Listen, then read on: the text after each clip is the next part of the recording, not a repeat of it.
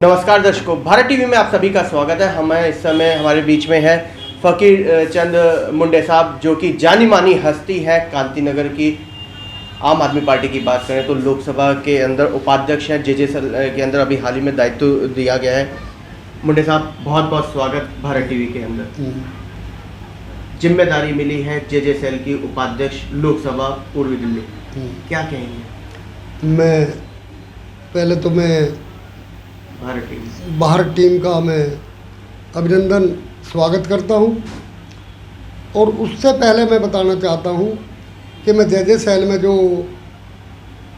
आम पार्टी ने मुझे कुछ सोच समझकर उपाध्यक्ष की पदवी दी है, मैं बड़ा गौरव महसूस कर रहा हूं। और इस पद का मैं सदुपयोग करूंगा, इतना करूंगा कि मैं इसका दुरुपयोग नहीं करूंगा। इसके लिए मैं तन और मन से मैं जे सेल में मेहनत करूंगा, कर्मठ कार्य करता हूं। मुंडे साहब, अगर हम बात करें आपकी इस पार्टी में शामिल होने से पहले कौन सी पार्टी से आप जुड़े हुए हैं? इस पार्टी में मैं पहले कांग्रेस पार्टी में जुड़ा हुआ था जी। कांग्रेस क्यों छोड़ी? सन 1972 से मैं कांग्रेस का कार्यकर्ता रहा हूँ जी। लेकिन कांग्रेस छोड़ने का कारण क्या हुआ जी।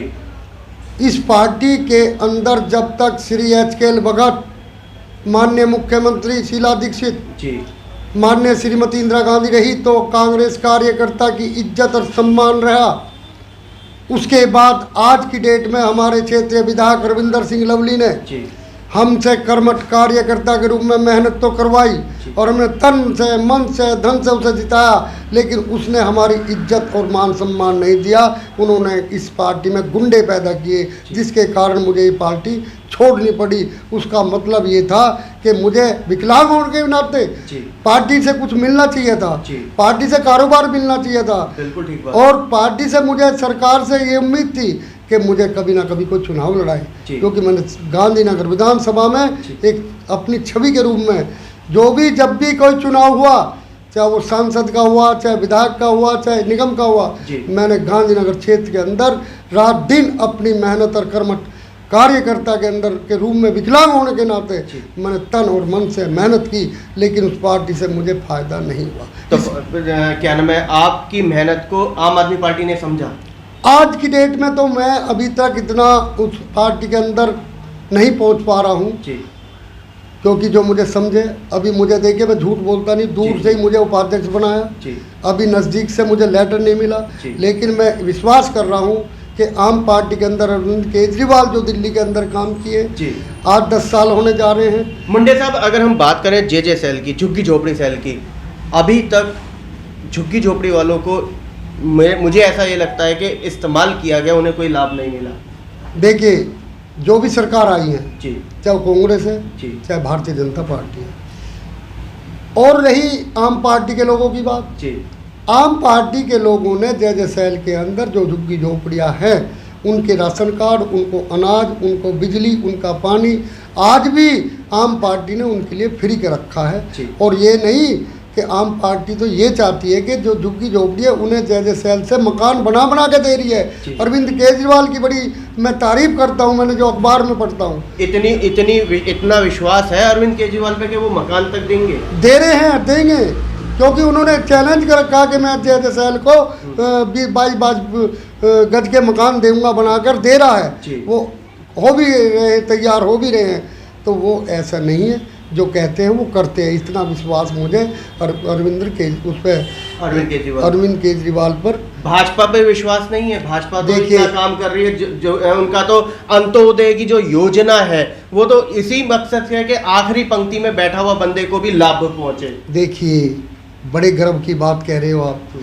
भाजपा के नाम से तो मेरे मन में ही चिड़चिड़ाहट आती है। मैं इतना वो हूँ कि मुझे आज भाजपा, चाहे वो अपने आप को इस भारत की जनता के लिए कितना भी समर्पित कर दे, मेरे मन में उसके प्रति विश्वास जाएगी। क्यों?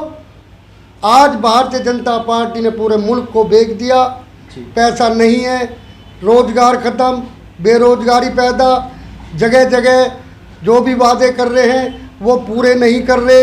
लेकिन भारत की जो संस्कृति थी, रेलवे, हवाई जहाज और तुम्हारे लाल किला, तुम्हारे मुंडे साहब, जितने भी थे मुंडे साहब सब पुराने गिरवी मुद्दों को रखे। सब खत्म करा है इस मोदी सरकार ने, चाहे धारा 370 हो या प्रभु श्री राम हाँ, मंदिर हो। मैं देखिए, मैं प्रभु, जी। मैं प्रार्थना करता हूँ श्री राम भगवान की जय। जी। हे राम तो मेरे अंदर है, वो राम जो जहाँ वो उतारे हैं वो राम तो आज भी वही है, कल भी थे। जी। और 370 धारा में जी। देश का कोई हित पैदा नहीं हुआ, कोई भलाई नहीं हुई, कोई उससे बड़ी वो नहीं हुई। अच्छे आज दिन भी नहीं- वही, आज अच्छे भी- दिन नहीं आए। आज भी वही 370 धारा है जो कश्मीर में जी। लोगों की हत्याएं हो रही है। कौन सा कश्मीर ऐसा उज्जवल भविष्य बना दिया जिस कश्मीर के लिए आज भारत की जनता बहुत उज्जवल भविष्य देख रही थी। भारत की जनता आज अच्छे दिन देख रही है। मेरे कैसे अच्छे दिन आए, हम्म। मेरे कैसे, मैं तो अपनी बताऊंगा, मैं भारत की जनता के दिन अच्छे बताऊंगा। जी। अरे माननीय, जो भारत के अच्छे दिन थे ना, मेरी उम्र इतनी होगी, मैं गरीबी से पैदा हुआ था और उस समय पैदा हुआ था जिस टाइम देश के अंदर गरीबी थी।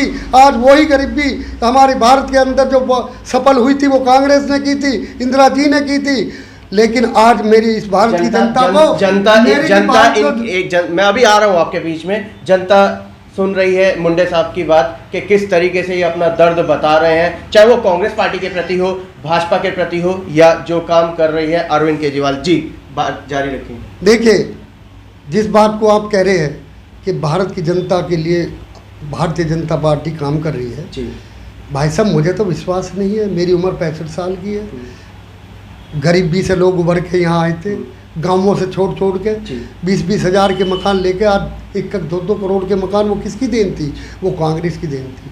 आज इस कांग्रेस की देन के अंदर भाजपा ने जो 10 साल में आज जो देश के अंदर राजनीति कर रहा, केंद्र में प्रधानमंत्री नरेंद्र मोदी, इतने वादे, कभी दाढ़ी बढ़ा ली तो कभी जुल्फ बढ़ा ली तो कभी फैशन बता दिया, और कह रहा जब मेरा मौका आएगा तो मैं तो झोला उठा के निकल जाऊंगा। जनता का इलाज मुफ्त में कराया है मोदी जी ने, 2 वैक्सीन अपने घर से परिवार से ही पहले वो अपनी वो कर ले, और जनता की सेवा जब कर ले जो अपने परिवार की कर ले। फ्री में वैक्सीन लगवा ली, फ्री में वैक्सीन नहीं लग रही जी। जनता की जेब से पैसा इधर से घूम के उधर जा रहा है।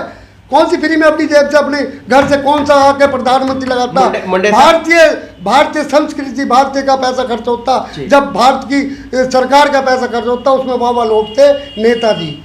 बाकी अगर मैं अपनी जेब से पैसा करके, मुझे कोई पेट्रोल पर पैसे, तेल पर पैसे, फलानी चीज़ पर पैसे, हवाई जहाज में पैसे, रेल में पैसे, सब चीज़ में पैसे बढ़ा करके ये कहाँ से आ रहा है? वैक्सीन फ्री में आ रही है। मुंडे साहब, क्या रहेगा दिल्ली के अंदर आगामी समय में 2022 का जो चुनाव होना है, दिल्ली नगर निगम का जो 2022 में आ रहा है जी, हमारी दिल्ली की जनता बताएगी कैसे सरकार बनती है, कैसे नहीं।